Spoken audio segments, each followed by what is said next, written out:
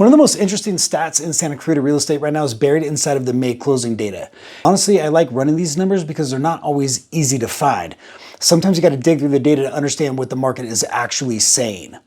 One thing that really stood out to me from the 230 May closings, which average closing just under original list price at 99.3%, is how fast leverage changes.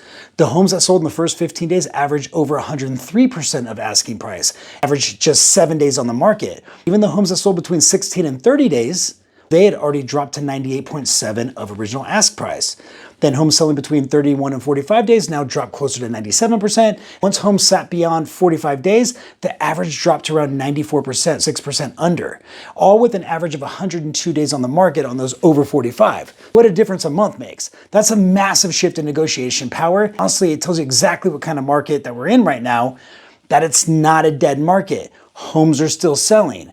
In fact, 28% of May closings still sold over asking, while 55% sold under asking. That's how split this market has become. The market has become really selective. The homes that are positioned well from the beginning are still creating urgency and competition. When I say positioned, I mean the 3 Ps: price, presentation, and promotion. The right price, obviously, meaning really analyzing the current comps and entering the market at market value, not pricing based on what your neighbor sold for in 2022.